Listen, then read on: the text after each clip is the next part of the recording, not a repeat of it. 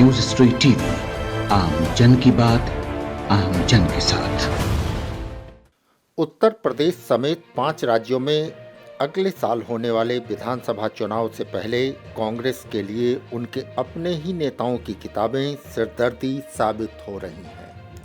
सलमान खुर्शीद के बाद अब कांग्रेस नेता मनीष तिवारी की किताब चर्चा में है। उन्होंने अपनी किताब 10 फ्लैश पॉइंट्स 20 ईयर्स में मनमोहन सिंह की यूपीए सरकार पर सवाल खड़े किए हैं।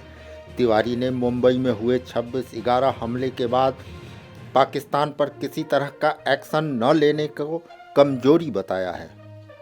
तिवारी ने किताब में लिखा है कि एक देश निर्दोष लोगों का कत्लेआम करता है और उसे इसका कोई पछतावा नहीं होता, इसके बाद भी हम संयम बरतते हैं तो यह ताकत नहीं बल्कि कमजोरी की निशानी है। माना जा रहा है कि यूपीए की मनमोहन सिंह सरकार के बहाने यह हमला कांग्रेस के शीर्ष नेतृत्व पर है। पार्टी ने किताब में लिखी उनकी बातों को गंभीरता से लिया है। किताब के कुछ अंश मीडिया के सामने आने के बाद पार्टी के अनुशासन समिति के अध्यक्ष पूर्व केंद्रीय मंत्री AK एंटोनी कांग्रेस अध्यक्ष सोनिया गांधी से मिलने पहुंचे और बैठक में इस किताब पर चर्चा हुई। पार्टी को यह बात नागवार गुजरी है कि चुनाव के समय पार्टी नेता उस सरकार की कमजोरी को उजागर कर रहे हैं जो खुद उस सरकार का हिस्सा रहे हैं। इस नई किताब पर भारतीय जनता पार्टी हमलावर हो गई है और उसने सोनिया गांधी से चुप्पी तोड़कर जवाब देने की मांग की है।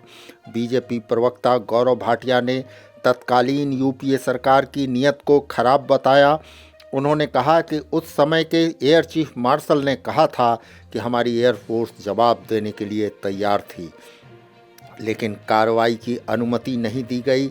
इसके लिए कांग्रेस को जवाब देना चाहिए। इससे पहले सलमान खुर्शीद ने अयोध्या पर अपनी पुस्तक में हिंदुत्व की तुलना ISIS से और बोको हराम जैसे कट्टरपंथी इस्लामी आतंकवादी समूहों से की थी। यह मामला अभी ठीक से ठंडा भी नहीं पड़ा था कि मनीष तिवारी की किताब ने दूसरा बम फोड़ दिया। न्यूज स्ट्रीट टीवी, आम जन की बात, आम जन के साथ।